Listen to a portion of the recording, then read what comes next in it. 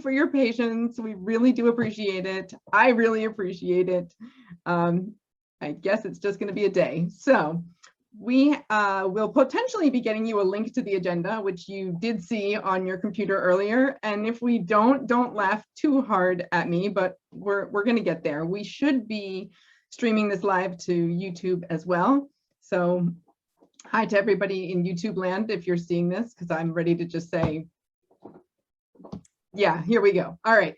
For those of you who were in our waiting room a little bit ago, you may have seen the link to an adorable video that I actually really wanted to start out with this evening, but that's going to mean more screen sharing, but I think I can do this for real this time. So here we go. Hold on one second. All right, and share.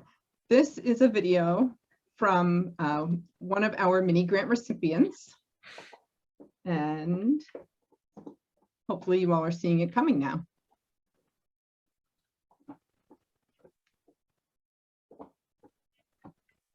And even better if you could hear the cute little music. There we go.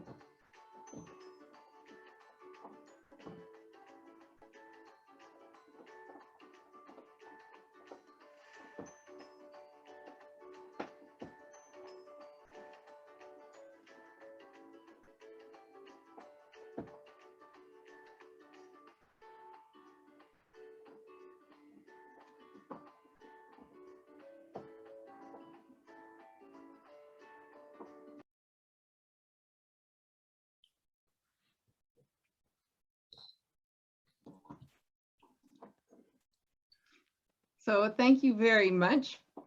We are always delighted to be able to have mini grants given out, and we love hearing back from our recipients as well. So technology is still not working for me. I'm ready to call in my personal tech support here, but hopefully you all are seeing me again. There's really bad echoing.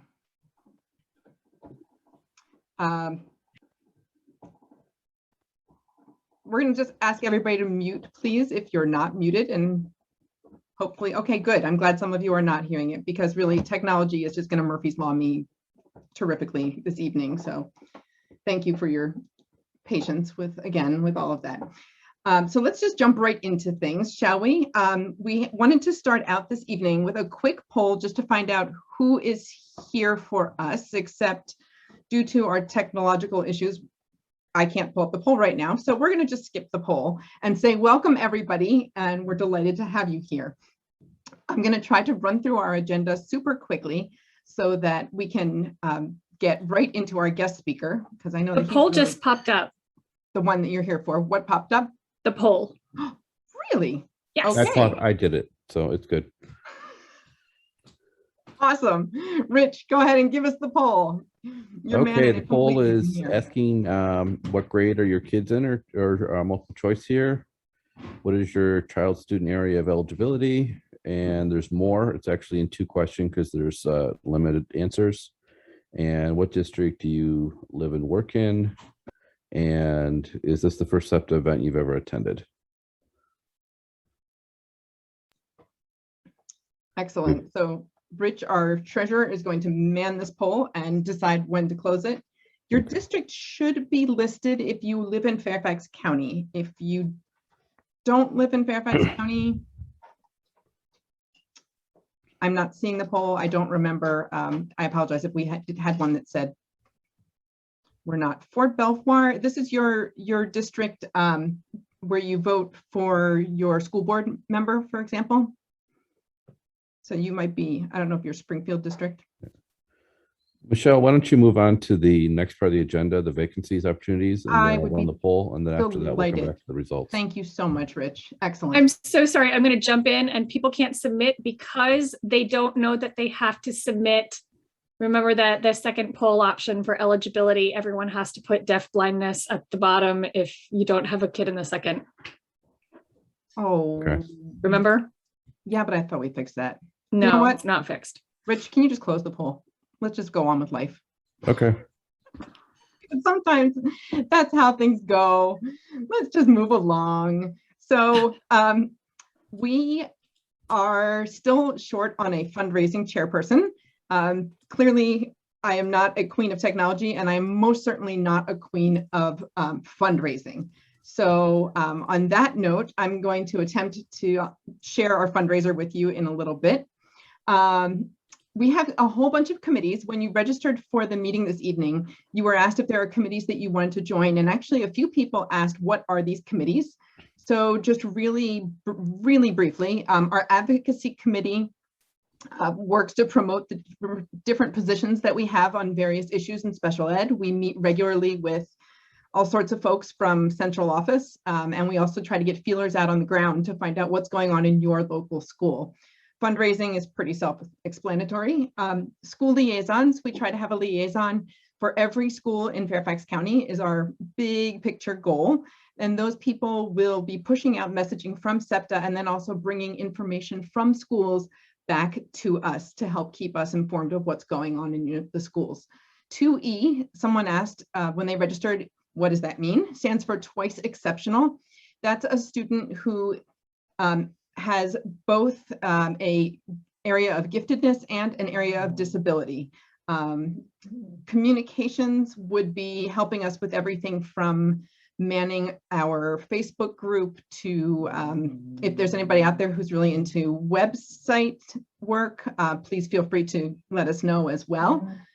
Underserved populations, actually our underserved chairperson, Margaret, is working on a survey that we're going to send out a little bit later in the year. There she is. She just turned on her camera, where we're going to be really trying to find out how you define underserved, because we can look at it from many different perspectives, be it what the traditional racial or ethnic or religious groups, but also within our umbrella of disability, there are underserved or less frequently occurring areas of disability as well. So we're going to be later this year sending out a survey on that, but we're certainly looking for folks who want to help with it. Reflections has passed. We're looking on to mini grants. We have a mini grants chairperson, and then she has a committee of people who actually help judge and decide who's going to be awarded our annual mini grants. We do two batches of mini grants. We did one already, and then we have another one coming up a little later in the year, and we're always looking for additional people to help us out with that. Events, let's just fingers crossed, hope that we're going to get to have our award ceremony in person this year. We've had to do it online for the past couple of years, but previously we've had our award ceremony. Last we had it was several hundred people who came. It was a really amazing experience. So I'm really hoping that we'll get to have it in person this coming spring. Exhibits, again, when we're in person, we like to go and set up our SEPTA booth and give out information about ourselves. Military family liaisons, finally, is exactly what it sounds like. We're looking for people who can help us with outreach to our military families. I also wanted to just briefly share with you the SEPTA at work. There's a lot that goes on behind the scenes, and we wanted to let you all know just a few of the things that we do. We have been meeting quarterly with the DSS, which is the Department of Special Services, also known as Special Ed, with the top administration on a quarterly basis. Our latest exciting piece of news that came out of that is we're really hoping to push out information about SEPTA to all families when they're getting information about local screening committee and getting their annual IEPs. We think that that would be really helpful in terms of letting families know that we are out here. We had somebody on the interview panel for the new social emotional learning specialist. We have a seat on the calendar committee. We know that calendar committee has been certainly a big issue coming up with FCPS, and so we will be on that committee starting next week. Also, you may have seen that ASL was offered at the town hall. That was thanks to advocacy on the part of our Vice President, Amanda Campbell. So we're out there and connected with FCPS. And then you can see on the agenda a few other places where we're doing advocacy, working on literacy, the Literacy Steering Committee. We are coordinated with many other nonprofits in the area through the Northern Virginia Family Network. We attend monthly FCC PTA board meetings, and I think I announced this last month, but it's worth mentioning again. We have a really exciting opportunity coming up with National PTA, which we will, I'll get to in just a few minutes. Let's see. Okay, fundraising. So I am not a fundraiser, as I have said many, many times. So here is what we're going to be doing. For fundraising, let me share the screen. Oh, Rich, is that you who's doing that? Yes, it is. Do you want to Okay. share, or you want me just to scroll here? I actually have a beautiful graphic that I was going to share. So let me switch over here and clickety click. There we go. Hopefully you all can see this. We are proud to announce that we are doing an armchair, no fuss fundraiser, because I'm not a fundraiser and nobody on our board is a fundraiser. So we're asking you to join us in an armchair fundraiser where we are going to be writing an IEP. Each donation tier of our fundraiser represents one item on an IEP agenda. Again, please keep in mind that just as an example, we gave almost $5,000 worth of mini grants out already this fall. And we're hoping to be able to give out more mini grants this spring. So that is one of the primary places where all the funds that we raise go to, along with our end of year awards and then other miscellaneous things here and there. All right. Hopefully we're back again. Yeah. Let's jump to our treasurer, Rich. Thank you so much, who has been helping me out with this tech stuff.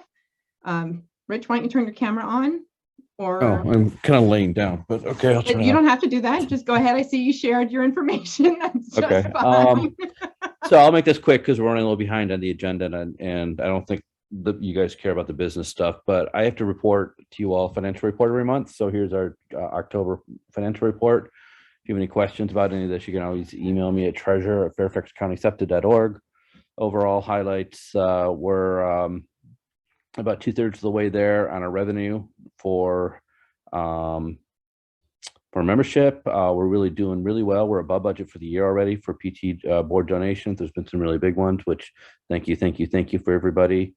Some of our basic fundraising here. Expenses have been on budget and expected. We have 3 grants here. Again, this is October 31st and we're cash based. We also have 2 more grants that have already been approved for a total of about $800-900, I think, between them. And that's pretty much it. And as of October 31st, we have $14,000, almost $15,000 in the bank account. Any questions in the chat or whatever? Yeah, if you have any questions about that, please go ahead and put it in the chat, please. All right, Allie, do you want to give us a quick ACSD overview? Okay, let's see my camera. Okay. Hi, I'm Allie Baldessari. I am SEPTA's representative seat on the ACSD. It's one of the school board's 10 advisory committees required by Virginia State Code to advise on the unmet needs of students with disabilities. It's a place to submit public testimony about special education issues affecting multiple students in Fairfax County. And you can learn about submitting testimony and other information on the ACSD by Googling FCPS ACSD and find us on Facebook. So I was going to tell you about the ACSD happenings at the past meeting, but instead I will just tell you that meetings they're not live streamed, but they are recorded. So if you go to FCPS ACSD to find our recording, you could get agenda and recording of the last meeting.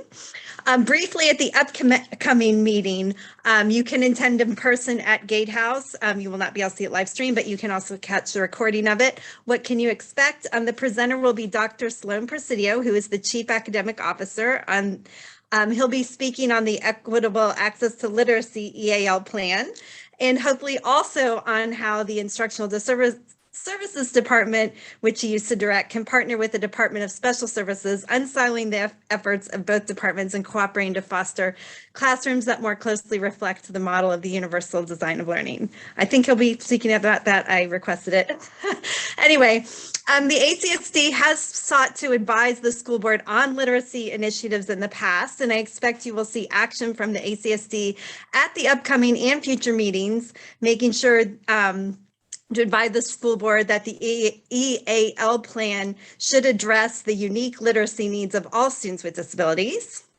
And for information on the EAL, again, that's Equitable Access to Literacy Plan, in case that sounds Greek to you and you don't know what it is, you can Google FCPS EAL plan and it will come up. I'll try and drop some of the links I mentioned in the chat. How was that on brief? Woo, amazing. Okay. Thank you, Allie. Great. And Allie, we really do appreciate all the work that you do for us as our ACSD liaison. So thank you so much again.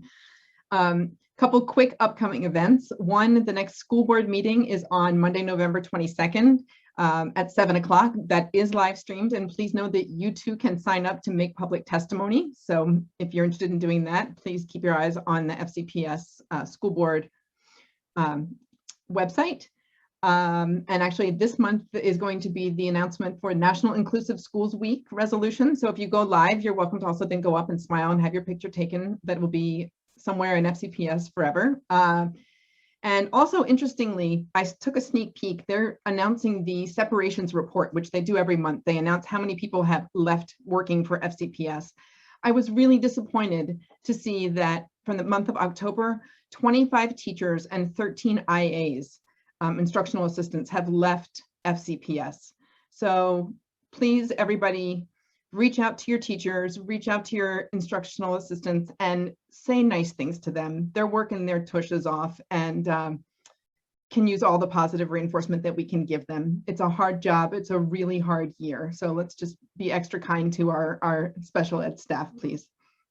I don't know if those staff are special ed or gen ed, by the way. Coming up, we have our next membership meeting is going to be on Tuesday, January 18th. And now I'm going to be spoiled and say we had 200 people register for tonight's meeting. I would like 200 people next time. Next month, or excuse me, in January, we're going to be having a presentation on SROs. For those of you, especially with little guys, SROs are school resource officers, which are Fairfax County police officers that are stationed in our middle schools and high schools. And there's been lots of questions that have come up over the years about their interaction, particularly with students with disabilities. And so the chair of the Police Civilian Review Panel will be joining us, as well as a couple school resource officers to talk about their work and their intersection with our students. Also, excuse me, coming up late January, early February, we don't have the dates yet, we are going to be hosting 3 listening sessions. So with this wonderful captive audience, I'm going to say, please keep an eye out for these listening sessions.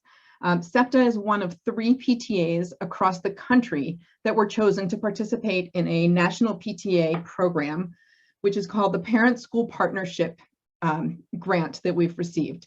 And they're going to be looking for us to have 3 listening sessions where they want to hear from you all, our parents and our staff, about family school partnerships and what you want to see. So this is a chance to be heard by people even above and beyond FCPS. They will be able to share the results with FCPS. These are going to be professionally moderated listening sessions. So please, when they are publicized, go ahead and sign up and join them.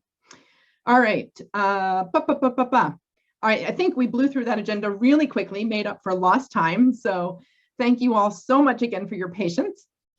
It is always a challenge running these meetings at times. And just like with special ed, we all have to be flexible. So on that note, I'm going to officially adjourn the business part of the meeting unless there's anything that anybody else needs to share that is technically new business. Going once or twice. All right, moving on. Excellent. Then it is truly a pleasure to me to introduce our guest speaker for the evening. So he also is chock full of patience, sitting here being entertained watching us before things get going and hasn't laughed too loudly, so I appreciate that. Our guest this evening is Dr. Jonathon Dalton, and he's going to be speaking with us about anxiety.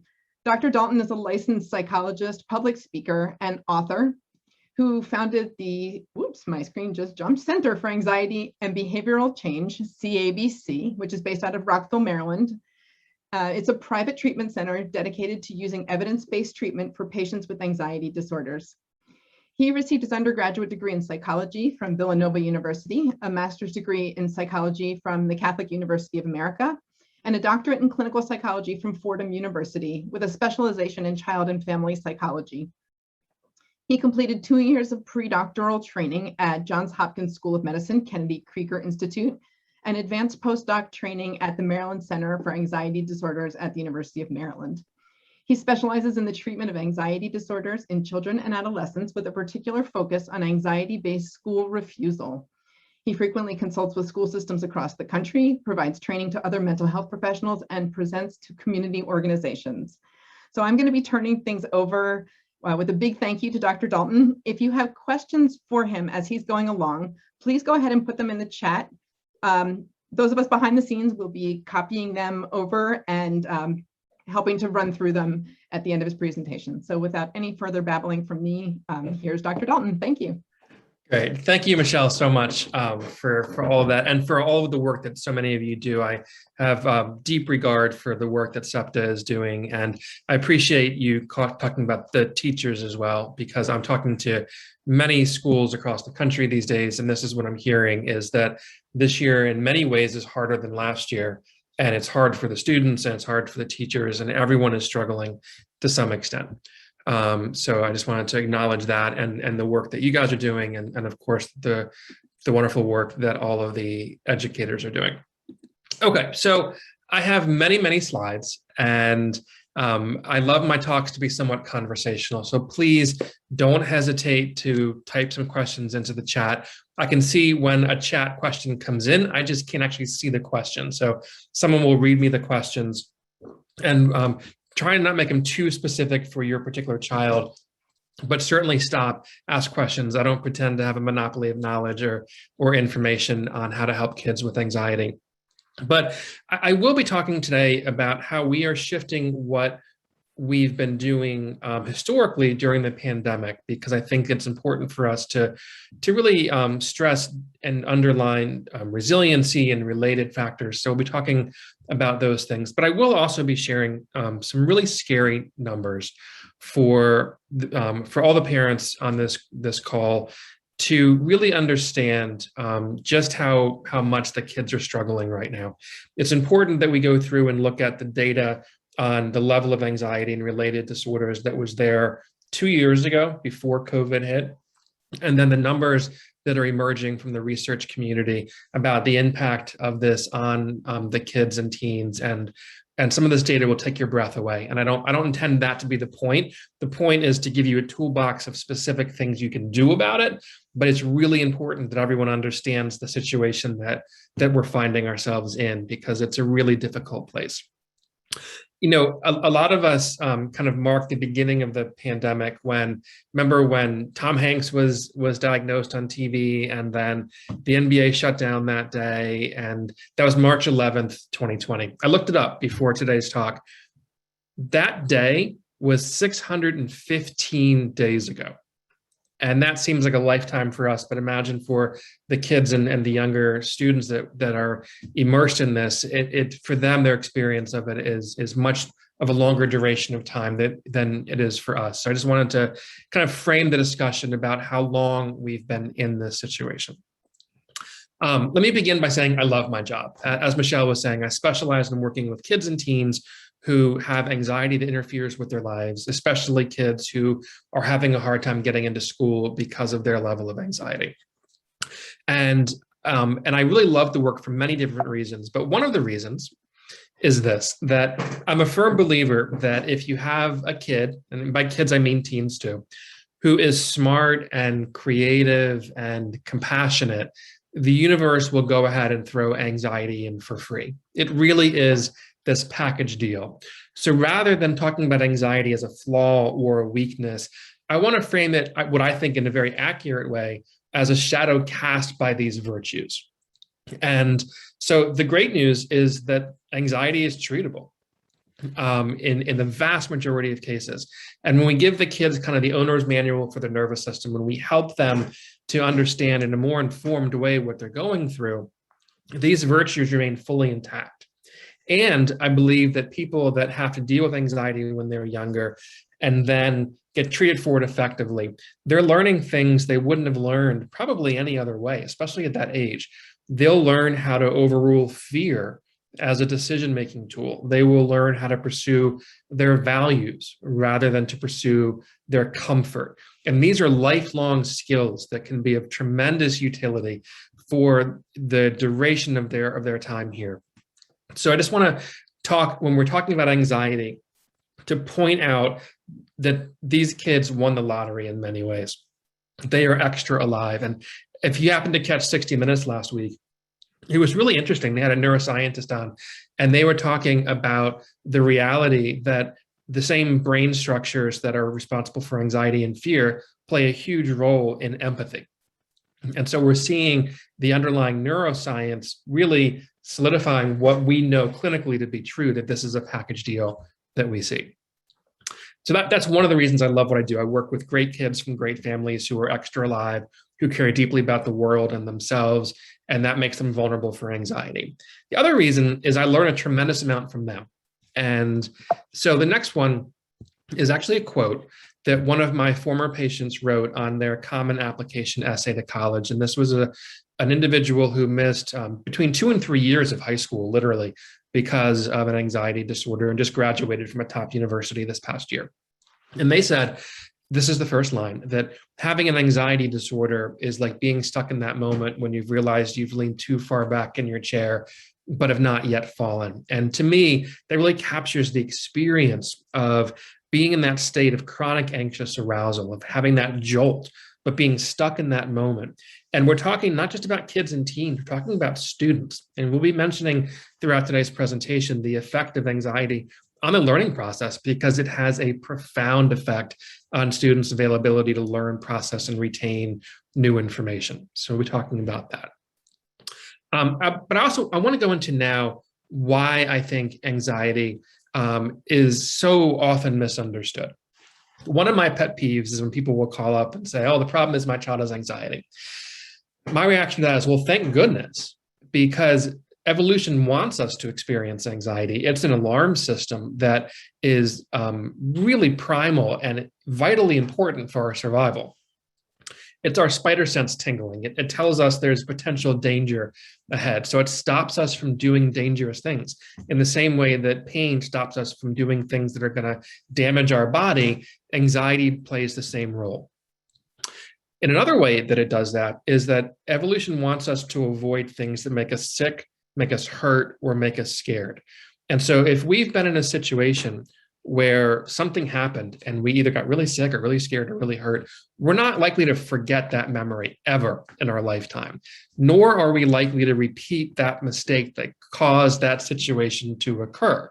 So if it makes us scared enough, hurt enough, or sick enough, we only need one time to pair that experience of anxiety and with that situation to learn to avoid that situation again.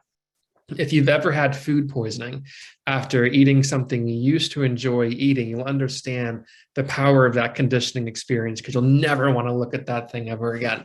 And the same thing is true with fear. Now, an anxiety issue becomes a disorder, not based on the intensity of the anxiety. That's a common misconception.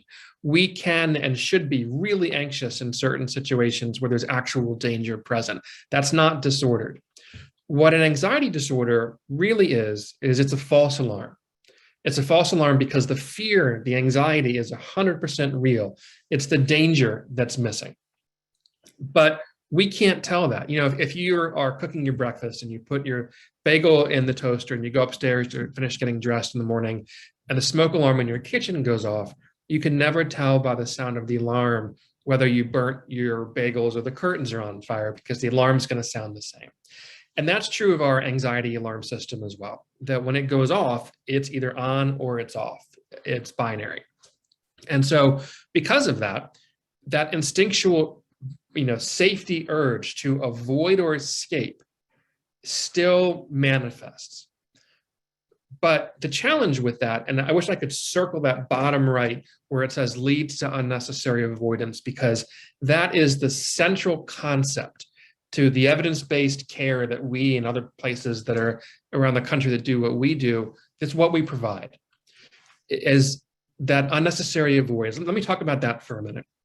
If we avoid something that is scary but not dangerous, we are firing the best teacher that we'll ever have, which is our own experience that would have informed us that while the fear was real, the danger never was.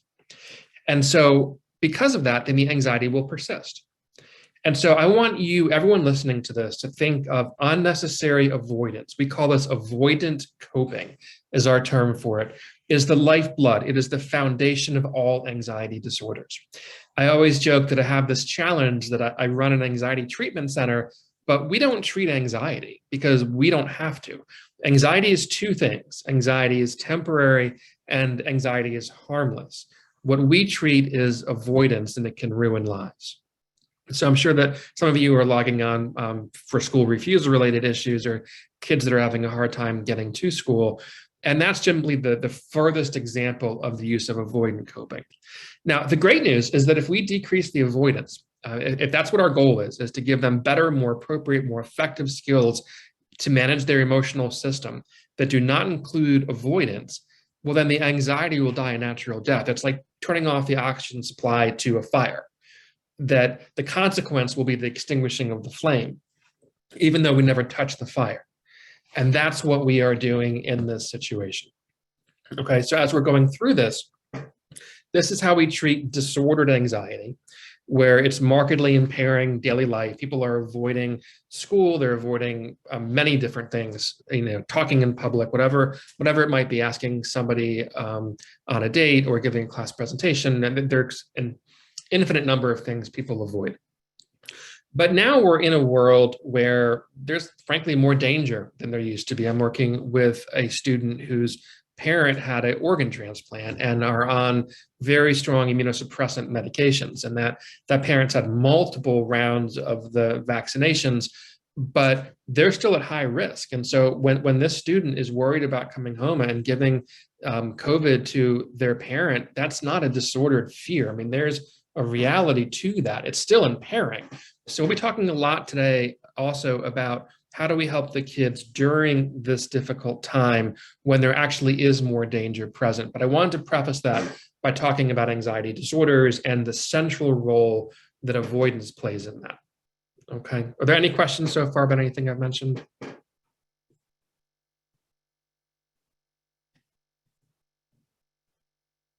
I can't see the chat room if there are questions in the chat room. Maybe Michelle, you could just kind of stop me at any point. I'm very flexible with these things. I can go in 1,000 different directions. I just want to make sure this is working for everybody. Okay. Let me talk about some things about anxiety that are really important to understand. And so let me just talk about the top 3 things that I want you to know about this category of mental health disorders that we call anxiety disorders. And it's not singular, it's plural. There's many different flavors, so to speak, of anxiety disorders. There's 3 things that make it really, really important to understand. It is the most common. So even among adults, before COVID hit, 40 million American adults in any given day meet criteria for at least one anxiety disorder. It has the earliest age of onset, so half of all individuals who will have an anxiety disorder during their lifetime will have it prior to their 11th birthday. And thankfully, it's the most treatable category of mental health disorders. We have highly effective and yet tragically underutilized interventions for youth living with anxiety. These are all pre-COVID numbers, by the way, and so just hold on until we get to the numbers that are just breathtaking for where we are now. Between the ages of 13 and 18 in any given day, pre-COVID, 8% are going to have an anxiety disorder. But if we look at those years, how many kids are having at least one disorder of an anxiety disorder between the ages of 13 and 18? It's nearly a third, and the numbers are worse for the girls, like a lot of things in life, than they are for the boys. 8% will have a severe anxiety disorder. These are the kids I really enjoy working with who really are showing significant impairment. And that bottom number, it varies from the number I put down to some are as high as a third. But a minority of these kids get any treatment whatsoever for their anxiety disorder. And if we compare that with ADHD, ADHD has a 79% utilization of treatment rate. And so unfortunately, only a minority of those who receive treatment receive evidence-based care that works. And so a lot of those kids see someone who's not expert, doesn't use evidence-based treatment. The kids don't get better, but the kids don't know that they were never given a treatment that works for what they're dealing with. So what do the kids think? Well, naturally, they think it's they who don't work. And they start to feel helpless and even hopeless about their ability to get better, when the reality is they were never given an effective treatment that we know to work for the vast majority of these kids. Okay, I mentioned the girls. Again, pre-COVID, 38%, so nearly 4 out of every 10 girls before the age of 18 will have at least one anxiety disorder, and those that have one tend to have more than one. Now, let's take eating disorders, for instance. They are real and serious and can be life-threatening, and they deserve every bit of attention they get, with adolescent girls in particular, although it's rising in boys. But anxiety disorders are literally 10 times more common. We have 38% versus 3.8% of these young individuals will have an anxiety disorder. So it's important that we all understand the water these kids were swimming in before this hurricane of COVID struck everybody. As a comparison point, before COVID, the average teen was between 5 and 8 times more likely to show symptoms consistent with an anxiety disorder than the same age kids were during World War II and the Great Depression. Okay, so we were calling this the age of anxiety 2 years ago. Between 05 and 14, depression rates increased by 37% in those 9 years, which of course coincides with smartphone technology. And it's not just the high school students. If we extend it out further, we see really scary data about how college students are functioning, how frequently they felt overwhelmed. And again, this is before COVID hit. Look at these 10 years that lead into the pandemic. Look at these increases just for a second, and let's translate that into the human experience of being a teenager. And so look at that, from 26% to 37%, so more than a third are reporting persistent sadness and hopelessness. Almost 1 out of 5, 19% in 2019 were seriously considering suicide. 16% were making a suicide plan, and 9%, almost 1 in 10, are attempting suicide. It's really important that we understand that different identities are experienced in the world in different ways. And so we know that when it comes to these numbers, that LGBTQIA+ individuals are a higher risk for all of these things. And women in general are as well. And there's some really great data out there that shows, I know this is a hot button issue in Loudoun County in particular right now, but using preferred pronouns and using preferred names can decrease depression and suicide attempts among that population by between 60 and 70%. Okay, it saves lives. And the data is coming out very, very strongly about those things. So anyway, this is the numbers of suffering, of depression, of anxiety that we were seeing, and then COVID comes in. So hold on to your hats, because wait until you see these numbers here. This was published, they were looking at the mental health care claims for reimbursement nationwide. So this is pretty accurate data. And during a 12-month time period for teenagers, they found, now I'm going to read these because these are worth taking the time to process these. There was a 334% increase in intentional self-injury in a 12-month time period. Overdoses more than doubled in a single year. Generalized anxiety disorder, which is a worry-based disorder, went up by about 94% over 12 months. Adjustment disorders that are basically a reaction to a stressor that can include depression, anxiety, and or conduct disturbances went up by just shy of 90%. And there was an 83% increase in major depressive disorder. We were talking about this 37% increase in over 9 years as being breathtaking. Well, look at these in 12 months. And what I'm hearing when I present this data to school staff across the country, what I hear is that people are heartbroken and yet not surprised, because people are seeing this in their day-to-day life. And I know that we're seeing it. And I know other mental health professionals are seeing it. And I know that probably a lot of you are looking for mental health services. And I'll tell you, the mental health infrastructure in this country is stretched beyond all limits right now. It was not designed for this level of need. And the country is failing these kids because there aren't enough services for the level of suffering that are going on right now. So those numbers that I was talking about, those 12-month increases, look at what that looked like in comparison to medical claims in general. So not only were these increasing by that much, but look how much they were divergent from the overall medical claims that were going on. It just speaks to how much different the mental health world was responding compared to the physical health world, especially in the early months of the pandemic. I wish I could say that the news is getting a lot better, but it's not. So in August, there was this meta-analysis, which simply means it was a study of studies. They looked at all of the studies that were published about mental health care in the world that met their criteria for being a high quality study. And they just defined it as youth. So I'm not exactly sure what the age ranges are. I think it varied. But what they found is that globally, 1 in every 4 youth are experiencing clinically elevated relevant depression symptoms. 1 in 5 are doing that for anxiety. But the last one is the part I want you to pay attention to, which is that across the world, they're finding that in these different locations, that the rates of depression and anxiety have doubled from where they were before the pandemic hit. And they looked at which studies were showing more struggling and more suffering.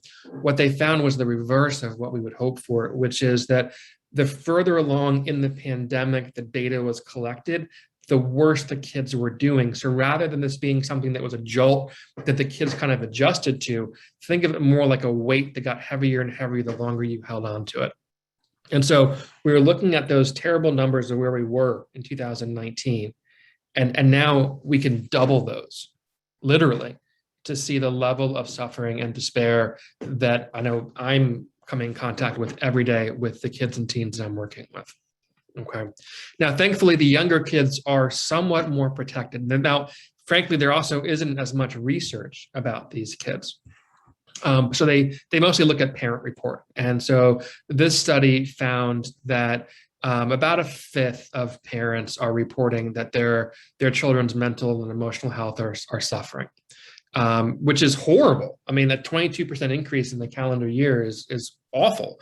But compared to where we were with the doubling in the teens, thankfully, the younger kids are living in somewhat of a bubble when they're still relying on family of origin for their primary source of social support.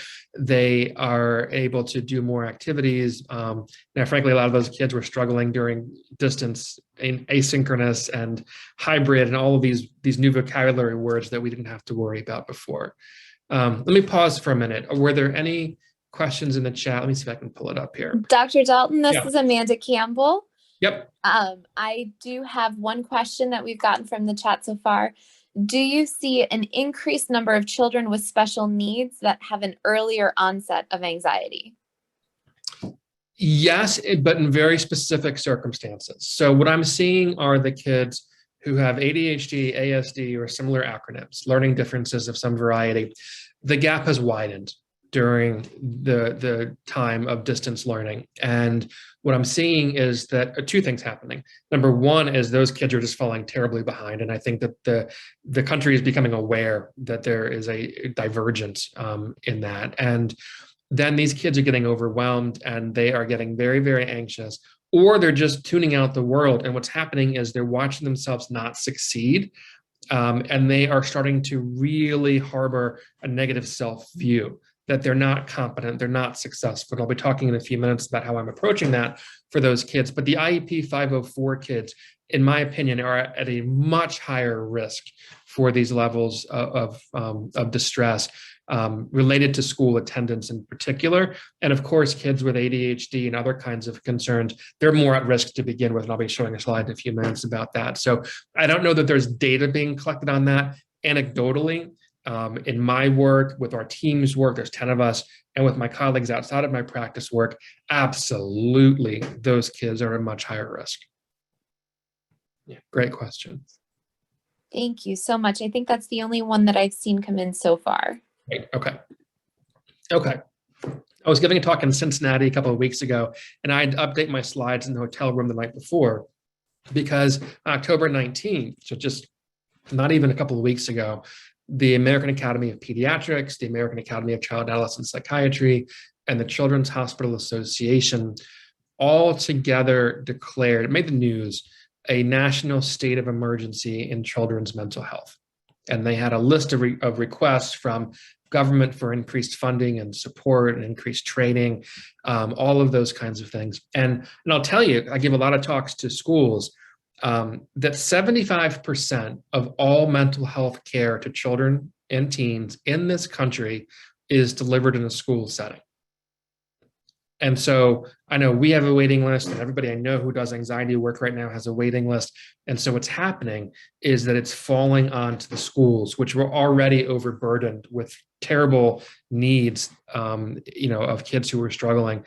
And so now that's what I'm seeing time and time again, is that it's all flowing downhill to the school counseling staff, school psychologists, school social workers, and frankly, the teachers as well. So they are kind of the integral link in this chain, so to speak, of the interventions for kids, because there just isn't enough accessible in different places. Okay. I mentioned, and this is pre-COVID, because I don't know there's data out yet about the effect of COVID, but even before COVID, if we look at kids who have a specific learning disability, on any given day, almost a third of those have an anxiety disorder. ADHD has the highest co-occurrence with anxiety disorders. Some estimates are as high as 60% lifetime prevalence rates of having an anxiety disorder. And that makes sense because ADHD, processing speed challenges, these are not just situations that affect your education. They affect your interactions. They affect the way that you see yourself and your impulsivity. As a total aside, I can't tell you how often, and I don't know that, again, there's data that see this, but as someone who specializes in working with school refusal, I see this all the time, where there are kids who, once they reach middle school, start to exhibit social anxiety, depressive symptoms, and then stop going to school on a consistent basis. And many of those kids have a processing speed disorder. And so if you have a kid that you love who is exhibiting some of those symptoms, just make sure that we have current data on their processing speed, especially auditory processing, because I see that really affect kids' ability to have conversations in middle school and early high school, and it leads to a lot of anxiety that looks like social anxiety, but it's really directly downstream of not being able to process the communication effectively in real time with their peers, which makes them anxious in the same way that someone with vertigo and crashes their car a lot is going to be anxious to drive. It's not a disordered fear, but it certainly is impairing in that way. Okay. If you have a second, Dr. Dalton, we do have another question that came in. Yep, go for it. Somebody indicated they'd be interested to know if there are measured differences among children between school districts or schools that remained open and those that were closed or virtual. That is a wonderful question. I was working with a school that, a local school that works with kids with with hearing impairments. And so they were open all of last year because being on Zoom is so much more challenging to read lips or to, they don't even use sign language there. But so they were open all of last year with very, very strict protocols in place. And what I was hearing, and those were younger kids too, but I was hearing from that teacher population just a few days ago that those kids did remarkably well. So I would assume that the more that kids were in the school environment, the better they're going to be. We'll be going through resilience in a little bit, but connectedness is so critical for mental health care and for mental health in general. And so the more kids could connect with each other, the research would suggest very strongly that that was a protective factor against the development of emotional disorders, especially anxiety disorders. Good question. Okay, briefly, let's talk about the way that anxiety also affects learning. So those of you who don't know, I'll explain different memory systems in just like, a 1-minute synopsis. If I ask you for your phone number and you tell it to me by memory, that's your long-term memory. If I tell you mine and ask for it back in a few moments, that's short-term memory. If I ask you for your phone number backwards, that's working memory, being able to hold, rotate, manipulate information. And it is central to learning and being able to display your knowledge. So whether it is reading comprehension, math, the data is very clear that working memory is really, really important to being an effective student. And we also know that working memory is the most vulnerable cognitive system to anxiety. So if someone's in a state of anxious arousal, their working memory will be degraded and they will have a hard time retaining information or displaying and communicating what they do know. And many of these kids, they don't know the information. So they're nodding along and it seems like it's making sense because they're hearing it from their teacher. And in that moment, they're able to kind of write it down or think about it, but they're not encoding it. They're not able to use it and analyze it. And so then when they're asked to demonstrate that knowledge, they're almost shocked to learn that they can't because they were there that class period, but they never really were able to use the information. Okay. Another reason why it affects the learning process is that think of it like RAM on your computer, that the more programs you have open, the slower the entire CPU runs. And that's true of our brain too. And so when we have a lot of intrusive thoughts about that kid just sneezed next to me and coughed and his nose was showing, does that mean I have COVID? Or I wonder if mom's okay because they have separation anxiety and are worried about mom being in a car accident. Or they're gonna think I'm weird because I flubbed that class presentation, or whatever the intrusive thought is, it's going to compete for limited resources. And threat cues are always prioritized in our thought process. So like we want to avoid snakes that rattle. As a general rule of thumb, that's a really good idea. And if we were all in one room and I said, hey, don't worry about it, but I did see a rattlesnake before in here, but it probably went away, I wouldn't worry about it. I promise you wouldn't hear much of what I was saying because evolution wants you to prioritize threat cues. Now, the one thing about anxiety disorders, there's all kinds of different categories, but they have one really important common thread. It's a complicated term, but an easy concept. And that term is called overvalued ideation. Don't worry about that. All it means is we think our thoughts are more important than they are. We confuse thoughts with evidence. So because of that, this is true of all of us, but more true for kids, that they will perceive their own thoughts as threatening. And so those thoughts get red flagged and they are prioritized in our thought process. And the teacher becomes, the Charlie Brown wah, wah, wah noise in the background as they are thinking through the thoughts that they themselves are perceiving to be threatening. And the last one is really important to understand. When I talk to my kids and teens and I say, what do you wish that people don't know about you that you wish they did? And the most common answer I get by far is how exhausting it is to be me. That it's like having a second full-time job.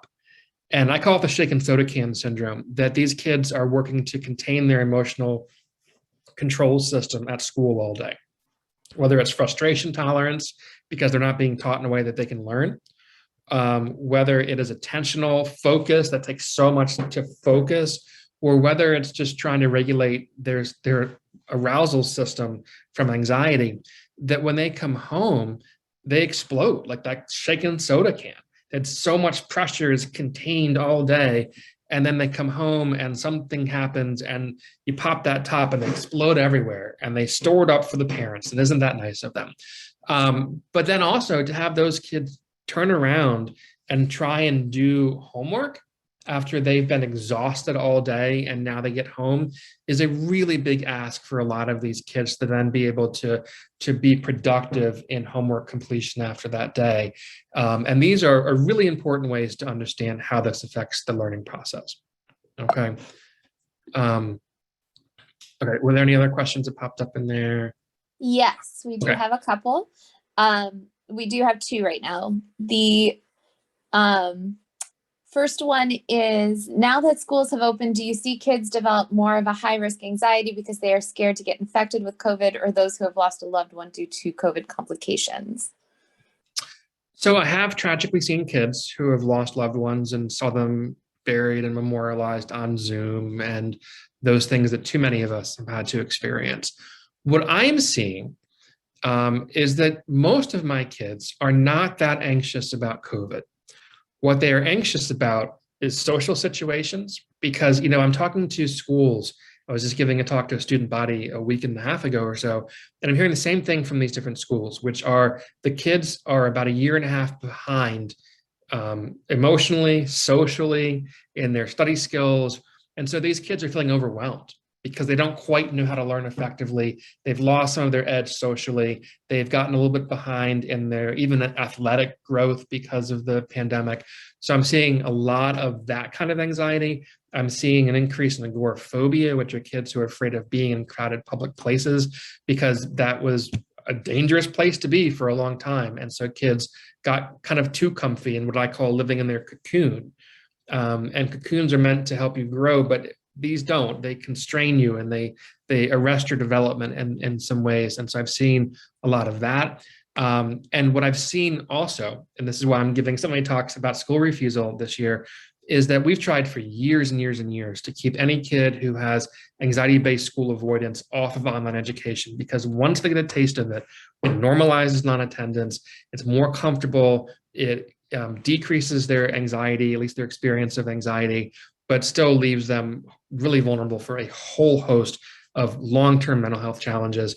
And every kid in the country has had a huge dose of online school. So I'm seeing a lot of kids who are saying, well, that worked for me last year. Like, maybe I didn't learn that much, but I was comfortable and I wasn't scared about, people thinking I'm weird or about being apart from my mom or whatever the anxiety might be. And so I'm seeing a lot more motivation to not be in-person school this year, if that makes sense. Okay. Yes, thank you. And that is it for right now. Perfect. Okay, thank you so much. All right, here's the really good news, is that treatment really works. The main reason why I love my job, I get to see people get better in a 45-minute window often. They can do something at the end they couldn't do in the beginning. And so I'll tell you right now, if you are looking for services for your kid, never ever ask a provider if they treat anxiety, because everybody and their sister will say yes. Ask them if they use exposure therapy, because exposure therapy is the gold standard. You go to any evidence-based, university affiliated, research-informed provider, and they will be using exposure-based therapy. It is highly effective. It's about going on offense against the fear. It's about developing a non-avoidant coping style to deal with their level of anxious arousal. It's about developing a different relationship with the anxiety itself, and it's very effective. So much so that the research varies, but upwards of 70% of kids who get this treatment either show marked improvement or no longer have the diagnosis at discharge. And if you add in a med like Lexapro or Zoloft or one of those category of meds, then you're seeing an increase to 4 out of 5 kids are showing dramatic improvement. And these are in relatively short periods of time. This is not like, frequently a years-long process. And so that's the really good news, is that even during the age of COVID, even though there is so much suffering out there, these treatments still work. They're just not used as much as they need to be for the level of distress that we're seeing in the community right now. Okay. Okay. And I can see the chat now. I figured out a way to do that. And I'm so sorry to hear of your loss, Fanny. I've heard that from so many people this past year. The level of suffering in this world is beyond any measure right now. Okay, let me move on for a little bit here. All right, so let's talk about what do we do? What do we do now? And how do we help the kids with what I'm calling non-disordered but still impairing levels of anxiety, which means that their anxiety kind of makes sense, but it's still really getting in the way of their life, okay? In other words, how do we create this life raft? How do we get the kids through the storm?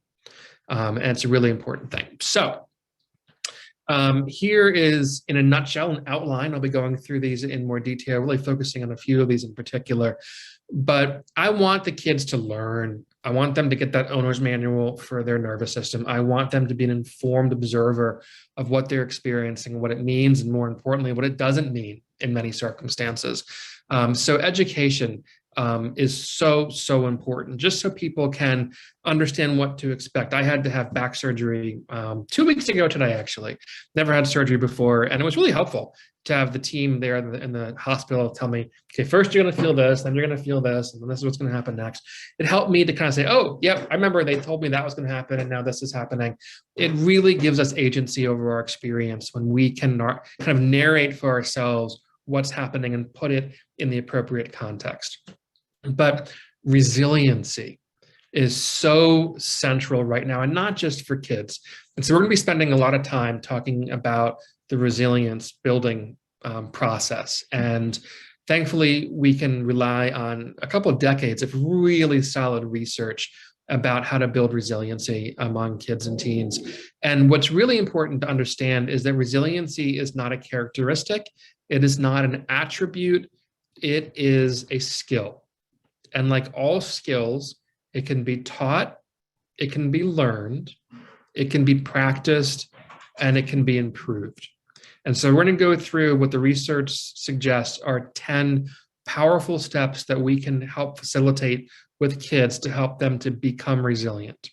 One of those being optimism. Optimism is also a skill. And so we're talking about that. And then tolerating uncertainty. Because it's the only option we have. I think of certainty as like trying to grab a handful of smoke. You can see it, but as soon as you try and grab it, it's gone. And if you think about COVID for a minute, talk about something tailor-made for anxiety. You have a killer who is invisible and can be in the room with you at any time and you won't know it. Heck, even a baby can give you something that can kill you. Or you could have something and give it to someone you love more than anything in the world and have them get really sick or die from it. And we don't know. I mean, we thought we were doing great in June, and then Delta decided to show up. And then, talk about uncertainty, lack of predictability. We've never had more difficulty trying to predict the future than what we've had recently. So instead of trying to have an illusion of certainty, we focus on increasing our tolerance for uncertainty, and thankfully, it's highly effective. The second to last here, I'm also going to spend some time talking about a fancy term called self-efficacy, and I'll explain what that means. I'll explain how I explain it to kids, and about what you as parents can do to cultivate this among your kids, because this is going to be what gets them through this, and what actually they can then take with them as a transportable skill as they grow through life. And then the other ones here, creativity and flexibility. My goodness, these are really important skills to have now more than ever before. And again, we can teach them. We can cultivate this skill set in the same way we can teach someone to play the flute or how to pitch a baseball. These are things that we can teach. And my dream is to have these skills delivered in a curriculum so that the kids can develop these coping skills in the same way they develop their knowledge of a Pythagorean theorem, so that they know these skills before they know they need them. In the same way, those of you of a certain age, with the original Karate Kid, where he was learning paint the fence and wax the car, and he was learning skills that he never knew he would need until suddenly he has to, and suddenly he's like, wait, I know how to do this. That's the dream here, is to cut off this pipeline of this development of anxiety that we're seeing exploding in adolescence right now at numbers we've never seen before. And so that's the goal, is rather than trying to fix the cars coming off the assembly line broken, it's how do we fix the assembly line so the cars don't need the mechanics when they first come off the line? That is the dream that I think a lot of us in the field are holding on to these days.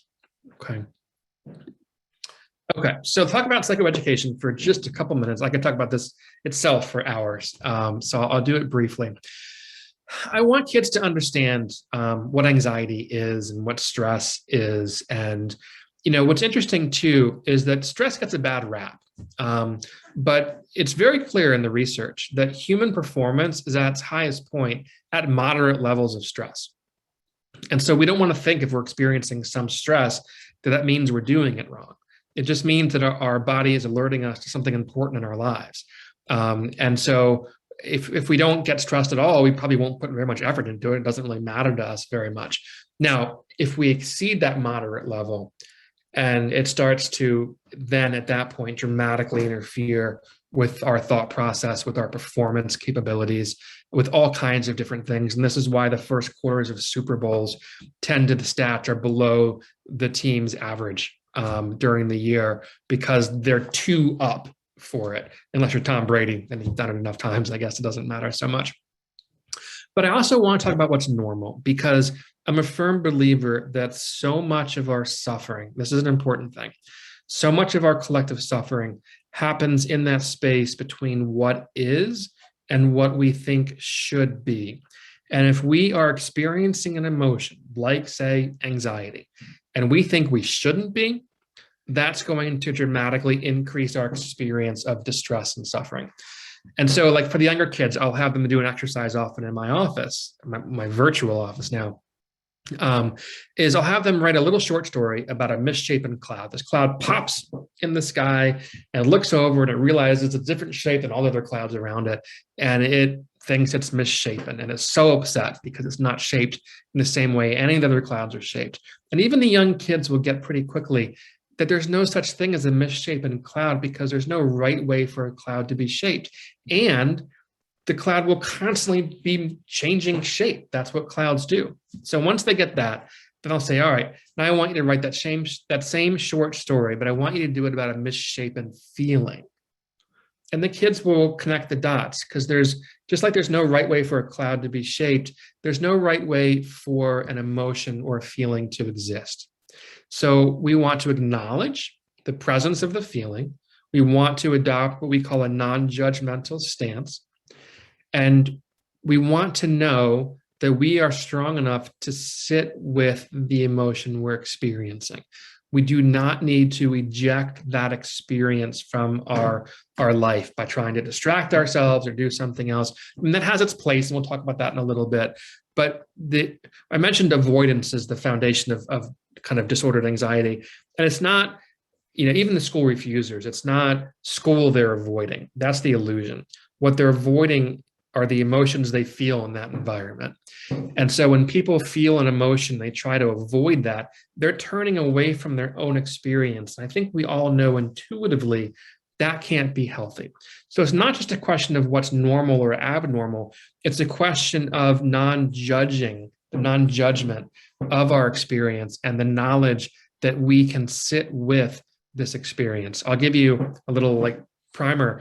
One of the core things, and this might be a good one to write down, that when we're working with a kid with anxiety, we encourage them to deal with that anxiety experience, or even that frustration, or pick your emotion, to deal with that emotion in the same way that a palm tree deals with the wind.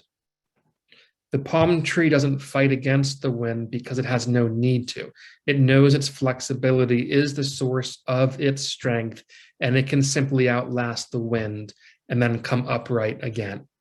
And that's one of the core skills that we really want to give as a gift to these kids, is palm tree coping. That we don't need to avoid the experience of emotion, regardless of what emotion we're discussing. Okay, Were there any questions that happened to pop up in there? Hi, Dr. Dalton. Let's see, we do have a couple other quickies. What do you recommend for treatment options for children who are hard to understand verbally? That's a great one. So it can be hard to be understood, and there also are nonverbal students, which absolutely plays a role in this. There are a lot of individualized approaches to this. So I'll give you an example. So one of the first people that I treated, I was a trainee at Kennedy Krieger too many years ago to count. And it was a young woman who was nonverbal. She was on the spectrum, and she was an adult, and she was a large person. And they were, she was going to a day center. It was a great program. She had friends there, great staff, but she developed a phobia of the bus to get there. And her parents were elderly and couldn't drive her. And so we had to do exposure therapy for her, but she couldn't talk. And so we did what's called behavioral relaxation training. So we displayed a body orientation that is consistent with relaxation. And then she mimicked us, and then we rewarded her when she was getting the appropriate posture. And then we just stayed on the bus. We made it fun. And man, that worked. And it was not that long after I was working with an adult who has Fragile X syndrome a couple of years ago before the pandemic. And he hadn't left his house in literally 5 years. I mean, he hadn't broken the plane of the doorway in 5 years. And he was verbal, but there were some challenges there. So we played games. We played Connect Four, and I sat outside and he sat inside. And then gradually I moved the board a little bit further outside, so he had to reach outside of the actual door and put the chip in. And then we played the hokey pokey, and he stuck his arm out. I literally played hokey pokey on my phone, and we did it together. I'm glad no one was filming this. And I put my arm out, and he put his arm out, and we put our legs out, and we put our butt out. And so the short answer is we get really creative for that. Okay, I can read these now. So okay, and we have actually one more that kind of feeds into this that I'll just go ahead and share, that came a little bit earlier, but it does relate to the one that's currently on the screen. Okay. It was pointed out again, as you had said, there's still little that's changed in school to adapt to the increased needs of anxious students right now. So for students with high anxiety who require exposure therapy, schools aren't equipped to serve these students. So what do you recommend? And then tagging in with the one in the chat there, you have kids who never feel like they fit in at school even prior to the pandemic. So of course they're anxious and refusing school. The question is sort of, why would you force them into that environment day after day? Great question. All right, so I'm going to divide that into two different answers. So the high anxiety one first. So I'll tell you what I've been doing with Fairfax and Loudoun and Fauquier and PG and Montgomery and a lot of the counties in the area is that I'm providing training for them. And so Fairfax, I've done a 16-hour course for people on school refusal who are there. And they have subject matter experts now who attended the course who are then called in to help with those students. Now that I just drop in the bucket, and I get it, because these counselors have hundreds on their list of students to try and help. And many of these kids have very significant needs that draw a lot of resources to them. But there are evidence-based interventions like the Coping Cat program, or for the older kids, the CAT program. It's an evidence-based program out of the University of Pennsylvania, where it can be delivered in a school group environment. For Loudoun County, I'm developing actually a curriculum for both the educational piece about how do we get the kids the skills in a curriculum, and interventions they can be doing in the school building to help those kids. So what we do is that we give this training to the school personnel, many of whom are not trained in exposure therapy. So that's the short answer to that question. When it comes to kids on the spectrum, I'm talking about this as a psychologist and as a parent of someone on the spectrum. So I come from this from two different places. It is really important that we understand that the world was designed for and by neurotypical people. And so when we are trying to say, okay, well, why isn't this kid acting the way that we want them to in this environment? With anxiety, we lower accommodation. I mean, that's our goal. The research shows that anxiety will fill whatever space you give it. And if you give people the ability to avoid the anxiety, will grow and grow and grow and grow and grow. If someone's on the spectrum, the anxiety is often not anxiety. It's being overwhelmed with whether it's stimuli that are sensory based, or whether it's cognitive overload. It can be agitation, but it can look like anxiety. So when we have someone with ASD, we move much more towards appropriate accommodations in the school environment, which I know, believe me, is a hard thing for schools to pull off, especially when there's kids who fall in between the kids who really need higher level services, like kind of the Ivy Mount levels of kids, the kids who are nonverbal, or the kids who have more high functioning ASD. And I hate that term high functioning, because we know it's more of a color wheel than it is a linear depiction of how kids are doing this. But for those kids, yeah, we're not going to push them into an environment where they are getting bullied or they're not being taught the right way. In those situations, we work really, really hard to educate the school about that. For example, many of the kids in the spectrum, working with one right now, the initiation of work outside of high scaffolding is nearly impossible. And so we help the school to understand how these kids' brain works and how the scaffolding can be, whether it's chunking or whatever IEP goals we're looking for. Checking for understanding is a big one for a lot of these kids, so that we can really understand what they're processing and knowing how to scaffold them in a way where they can initiate, because the cognitive overload of multiple ways about doing the same assignment will shut down many, many of these kids. Okay.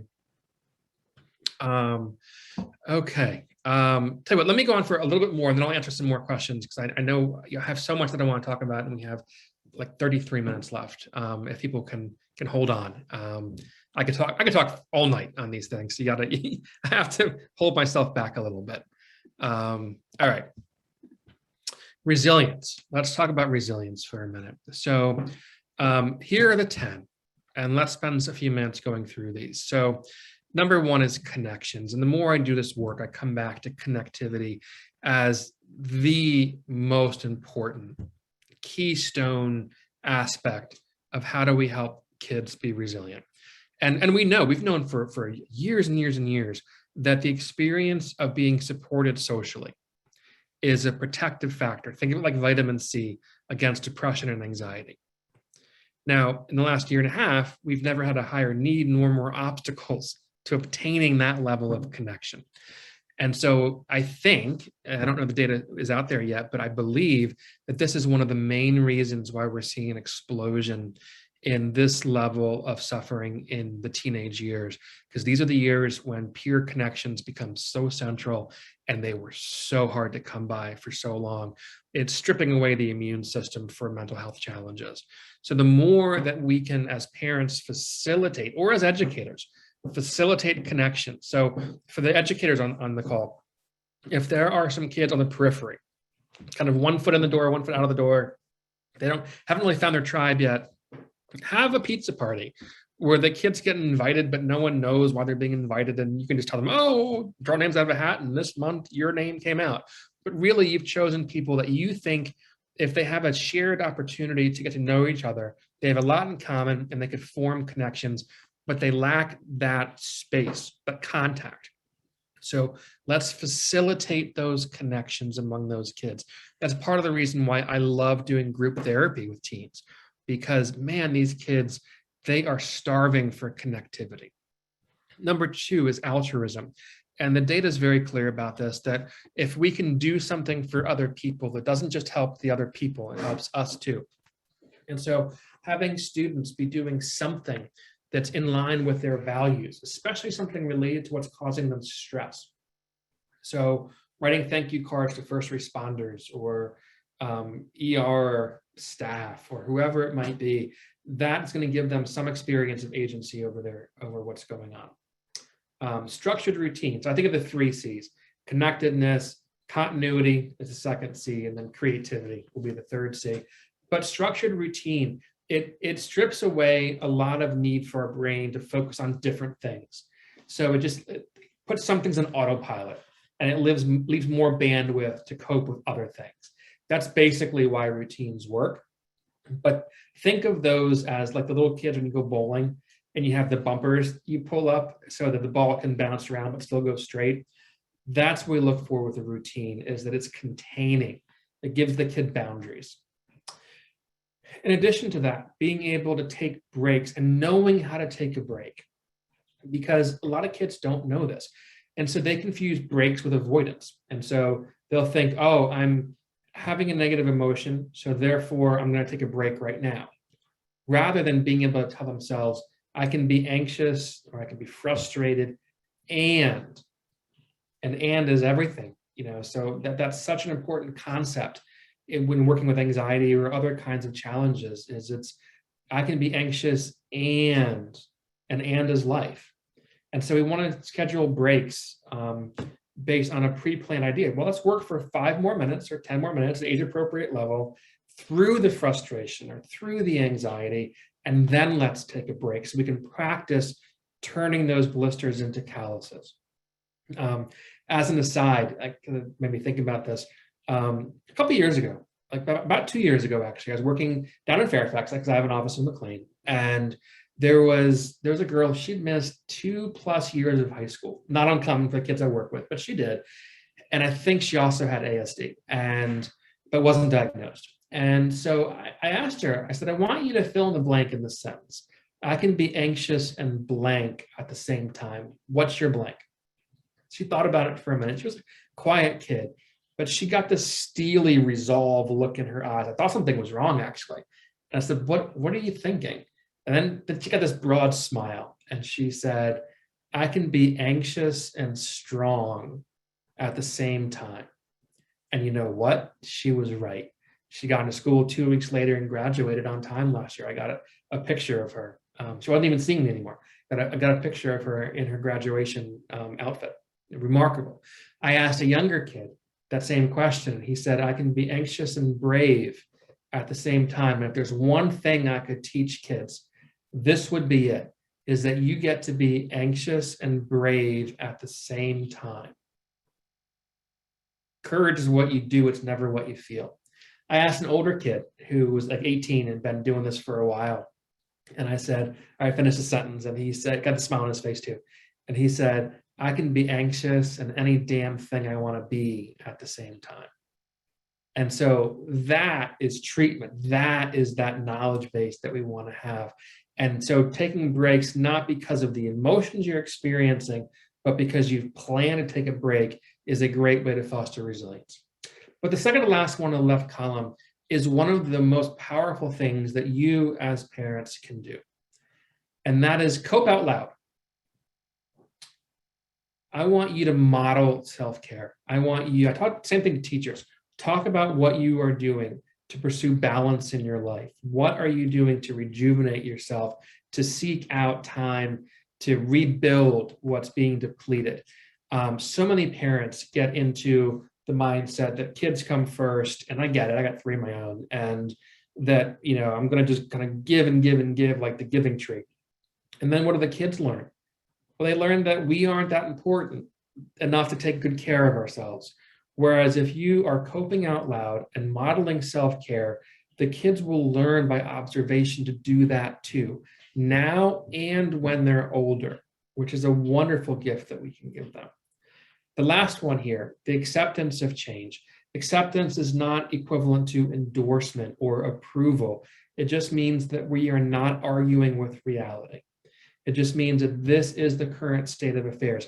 Darwin knew this, right? He said that evolution, well, actually he didn't quite say this, it was attributed to him, but it summarizes him nicely, that evolution doesn't favor the strongest or even the most intelligent. It favors the most adaptable. And so we know that adaptability is nature's highest virtue, literally. And so what's the first step of adaptation? Acknowledgement of change. So we have to work on that.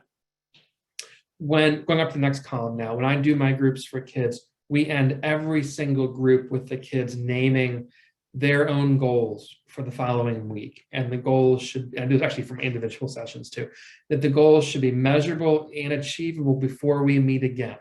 So last week I had a kid say, I want to take better care of myself. I said, great, how would we know if you were doing that? And they said, okay, I'm going to call 3 friends I haven't spoken to in a while. Okay, great, that's measurable. That helps us move in the direction of our values and our goals and know that we are moving closer to those goals. And I care much more about the direction of travel than the speed of transit, honestly, for these kids. But having those goals is really important. The next one I mentioned, the IEP and the 504 kids as a shorthand for the kids that you guys love and that I love, and that they have had a hard time keeping a positive self-view, many of them at least that I'm working with, because they're watching themselves struggle and fall behind and not be effective in many areas of their lives. And that scares me. That really scares me because, first of all, it's not true. And the next slide, I'll mention how I'm approaching this with these kids. The next one is about kind of the same thing with modeling self-care. It's modeling an optimistic outlook. We know that optimism is a great reservoir of resilience. And that just means that people who experience high levels of anxiety, they experience uncertainty in the way that other people respond to threat cues. In other words, anxious people see uncertainty itself as threatening, which means they're looking at it through a biased lens. Because uncertainty just means we don't know. It doesn't mean bad, doesn't mean good, it means we don't know. So optimism is a way to challenge. If we have an immediate pessimistic thought, we've all had the experience when we were younger, right? There's some kid in first grade who's going, ooh, I know the answer, I know the answer. Does that kid have the right answer always just because he raises his hand first? No, in fact, he often doesn't because he hasn't even processed the question. And when we have a pessimistic or an anxiety-based thought, it's just our first thought, and being first in line does not make it more accurate. So being able to think of other ways to think about that same situation creates optimism, because we can also imagine positive outcomes for situations like that. I want to spend a few minutes talking about the last one here, which is self-discovery. So I'll say this twice because I believe in it so much. I think that human suffering and struggle are pregnant with meaning and purpose. Again, human suffering and struggle are pregnant with meaning and purpose. If you look back to Viktor Frankl's seminal work in Man's Search for Meaning, those of you who don't know, he was a psychiatrist who survived the concentration camps, the worst that humanity has to offer. And he found the obvious to be true, which is that if our goal is to try and avoid suffering, we are doomed to fail from the onset, because suffering is so intertwined with our existence that we can't have one without the other. So if we can't avoid suffering, what do? Well, we can find meaning within it, and that changes the whole narrative. And so I mentioned before how the kids, even 2 years ago, were 5 to 8 times more likely to be anxious than the same kids during World War II and the Great Depression. Well, I'm wondering if there's a reason for that besides social media and the other things going on in the world right now. I think it's because those kids learned about themselves, that they can do hard things. And so as we're talking to these kids, whether we're doing it as educators or parents, framing questions such as, what have you learned about yourself during the last 615 days, I did the math out, that you didn't know before? What has surprised you about what you've been able to do? I don't know the answers to those questions, but I know they're the right questions because they're going to orient them to growth. Because we know that comfort and growth are almost always incompatible experiences. And so if we can help the kids to really consolidate their knowledge, to think through this and learn about how they've grown, what they've discovered about themselves they wouldn't have learned any other way, about flexibility and creativity and all of those things, now we are arming them with self-knowledge they can carry forward. Okay, really important thing. I mentioned that the kids who are maybe not having such a positive view, and so this next slide I think is really important for SEPTA, because it's, I think, so much experience. So, all right, there's this idiot on the left who drove his Ferrari on the beach. I think he should be barred from ever owning Ferraris again. Not that I've ever been in a Ferrari. And it's stuck. It's not going anywhere, right? But that Ferrari still has the same engine. It has the same handling and suspension, the same beauty, the same sound system, the same paint job. It's just being asked to do something it was never designed to do. Now you take that Ferrari off the beach and you put it on the track and it's going to go, go, go. And what kids are lacking when they have these acronyms that explain their learning differences or their neuroatypicality, what they are forgetting, because how would they know, is to contextualize this, to understand that the challenges they're seeing aren't because they've lost intelligence or ability. It's that they are being asked to do something they weren't designed to do. I mean, what's faster, the Jeep or the Lamborghini? Well, it depends entirely on what surface they're driving on. You can't answer that question, because if you're off-road, it's one answer, and if you're on a track, it's the other answer. And so helping kids to understand that just because they're a Jeep does not mean that they are flawed. It just means that they haven't been being played to their strengths. And I want them to understand the environmental impact of their struggle, so that they are seeing this less as characterological and more as situational, because the research shows that is really important for all of our well-being and all of our understanding of ourselves. I mentioned that one. I'll skip over that one because we have not a huge amount of time. But tolerance for uncertainty. I mentioned before, rather than trying to convince ourselves that we're certain, rather than trying to argue with ourselves why the bad thing is unlikely to happen, we don't want to invite the heckler onto the stage and have a debate with them. We want to just say, basically, I don't know, that makes me anxious, and that's okay. See, when you're pursuing your values and you're experiencing anxiety while doing so, I want you to think of that like you're getting sweaty at the gym. It doesn't mean you're doing anything wrong. It just means you're getting a good workout.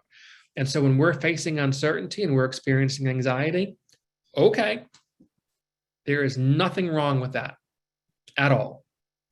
It doesn't mean that we have to suddenly change what we're doing because we're feeling distress. We can persist in the presence of anxiety, which is so important to understand.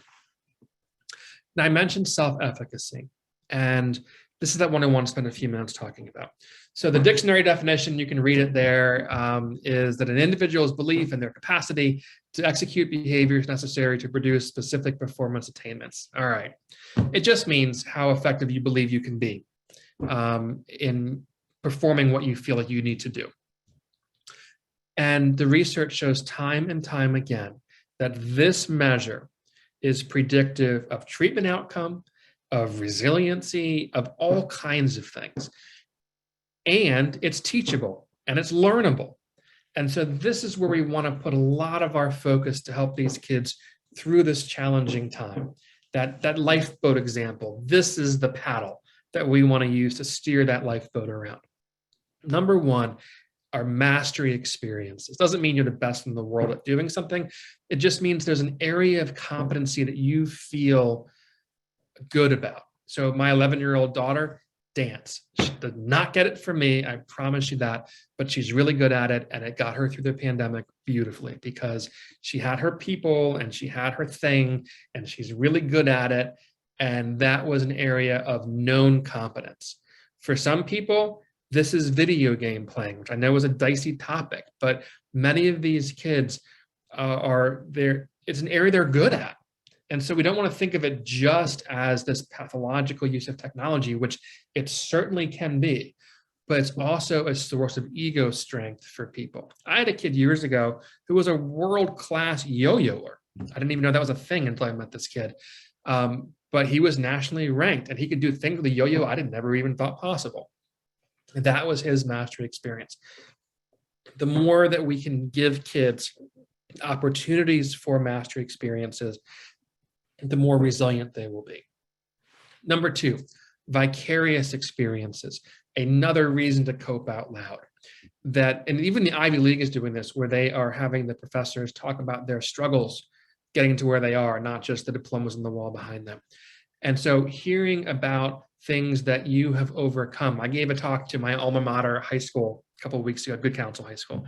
And I began by talking about the first test I took as a freshman in that school. It's a true story. My geometry test, I got a 12% on. And so they introduced me to this long biography of all these things that I've done. And so I began with, and I got a 12% on my first test here.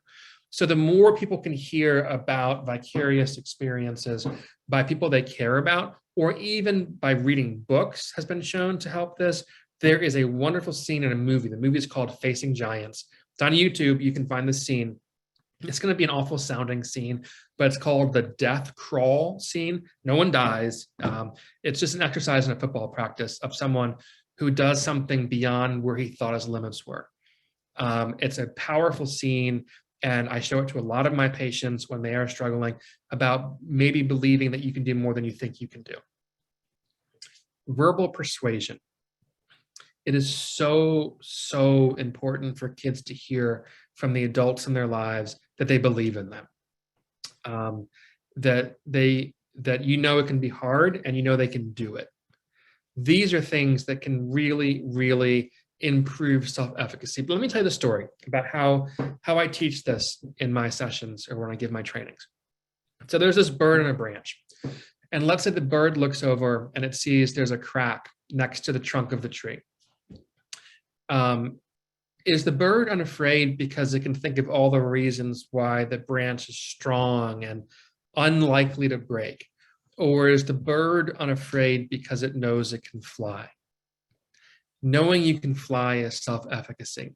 Knowing you're going to be okay, not because the bad or hard thing isn't going to happen, but because you know you'll be okay because you can handle bad and hard things. That is the central message that we want these kids to learn. And hopefully, this is maybe one of the few silver linings of the pandemic, are that kids are learning that they can handle bad and hard things. They're not fun, they're struggling. Some have suffered immeasurably during this time period. But that knowledge that you can be okay, not because the bad things aren't going to happen, but because you can handle bad things, is so central to this process. So tell you what, I'm looking at the clock. And I could go on, like I said, forever. We have 12 minutes left. I'm going to stop here and open it up for questions from the audience, those of you who've been brave enough to stick around until almost 9 o'clock on a Tuesday evening in November. Do you want us to go through some more of the questions that we've been collecting in the chat, or you want to just open up? Any of those are fine. But there are some that are, themes. Feel free to read me some things from the themes, or I could open it up for new questions too. I've got a couple that are relatively quick. One is, do you have any picture books that you recommend for younger kids to communicate and teach that palm tree coping idea? That's a great question. I kind of came up with that one on my own, so I don't know if it's in a book. Maybe it's in a book somewhere. Up and Down the Worry Hill is a good book for younger kids to read. It doesn't actually have that same palm tree thinking in it, but it's a good solid book for people to read. Great, thank you. Interesting question. Looking at people who, children who experienced trauma. Later on, then, how do you discern between behavior and symptoms that are trauma responses versus things that could be considered anxiety disorder? Well, so trauma can be part of an anxiety response. So PTSD is part of the anxiety disorder. So it's a little bit hard to differentiate between those two. But trauma manifests, it can look very much like inattention. I see plenty of kids who dissociate when they're experiencing or re-experiencing a traumatic event. So they're just vacant. They're there, but they're not there. But a lot of kids exhibit trauma reactions in, we call them externalizing behavior problems, where they're doing things that are disruptive. And that's why trauma-informed education is so important, because the kids are displaying the reality that they're suffering and struggling. And I'm a firm believer that every kid is as successful as they know how to be with the skills and tools they currently have. And so it's always because of something. And so if we are seeing themes, if we see kids that are suddenly having really sharp declines in their functioning, homework completion rates, absenteeism, somatic complaints, then we want to obviously take a close look at that and see if something traumatic is happening in that way. But there also can be clearly a delayed reaction to traumatic events that sometimes can come up a long time. And part of what we see is that sometimes kids get frozen in time when they've been through a trauma. I had a kid who lost his dad before 6th grade, like the week before 6th grade, and he stopped developing. I mean, he just literally stopped developing at that age. And after a while, it became clear that growing up meant leaving his dad behind, and that was too scary for him. So he was going to stay that same age as long as he possibly could. Wow, you got me on that one. Another question going back to the books recommendations. Do you have recommendations for books for teens or a little bit older kids? One of my colleagues, Bonnie Zucker, who's fantastic, she's a local psychologist. She has a book called Anxiety Free Kids. That one's a great one. There is some research out of Yale, a colleague of mine, a great guy, Ellie Leibowitz, has developed what's called SPACE program. It's an acronym, and it's basically an evidence-based program to help parents of anxious kids and teens to reduce their accommodation of anxiety symptoms in the home environment. And the data out of that is wonderful because it's showing that that is as effective as individual treatment in reducing the experience of anxiety among kids. You know, in our practice, we do both. We do parent training. It's very counterintuitive, and the more compassionate the parent is, the more vulnerable they are for getting it wrong, by the way, and individual exposure-based for the kids. Those two are effective. So breaking free from anxiety and OCD, I think, is Ellie's title. I always forget the generic name, but look up Ellie Leibowitz on Amazon and you'll find it right away. It's a really powerful book. Thank you. Couple other ones. There was a question about looking at exposure therapy and whether that is a form or similar to ABA or behavior modification. So if you could just briefly elaborate on exposure therapy and how it differs. So yes, I'm very familiar with ABA. I did that at Kennedy Krieger for a long time. Behavior therapy is one technique under the umbrella of behavior therapy. So it's all about behavior change. So ABA manipulates the environment and contingencies in order to change behaviors. You look at the function of the behavior and you look at it, how to cut that off that pipeline of reinforcement. You see the extinction process play out.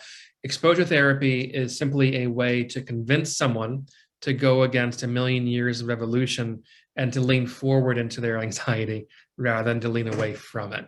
And so they're different but related. And that's why I named my practice Center for Anxiety and Behavioral Change, because applied behavior analysis and exposure therapy, they borrow from the same rule book, basically.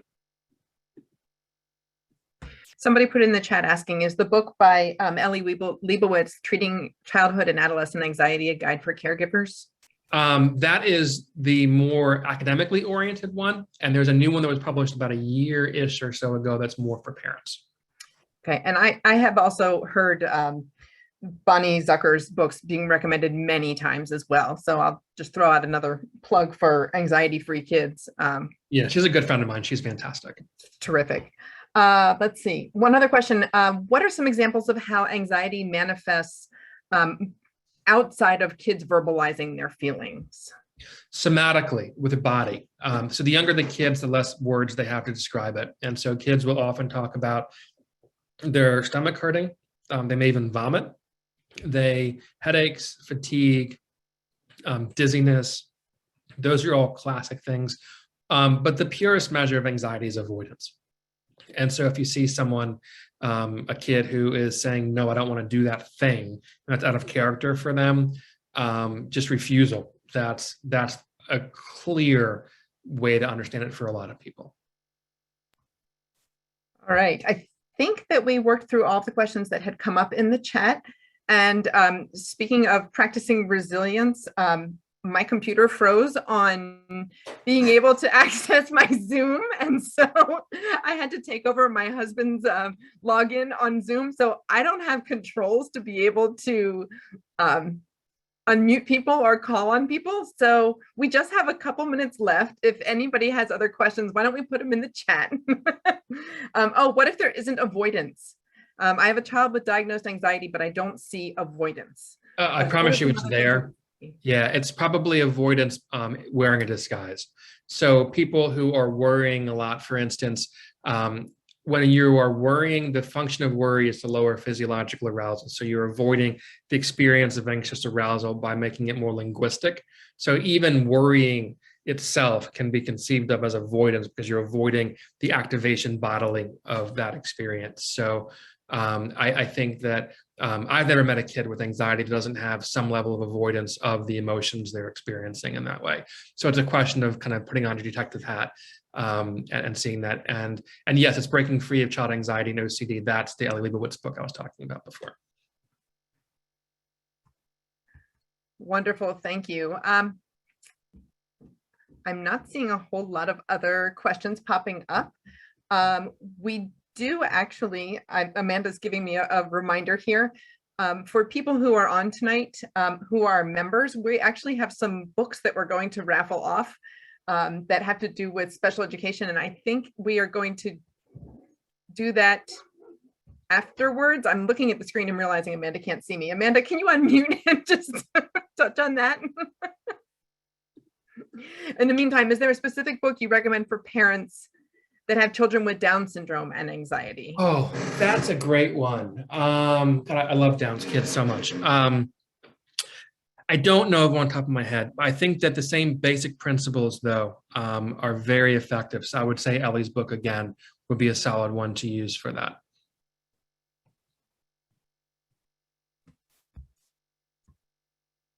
Thank you. All right, let me see. Hold on. Speaking of resilience, again, we're bearing with us. Yes, Amanda, the books. I wish that we had a stack of books on anxiety that we could be raffling off tonight, but we don't, unfortunately. We do have some books. I believe that they are. The 3 books that we have are the 3 Pete Wright books. From Emotions to Advocacy, all about IEPs, and then his special education law book. Fantastic. So after this is over, we will be pulling names at random from our attendees who were here, who were members, and we will reach out and be in touch with you all about that. Any last words for us? For me? Yeah. Oh, so again, just the idea about being anxious and that we want to divorce anxiety from the urge to avoid the experience of anxiety.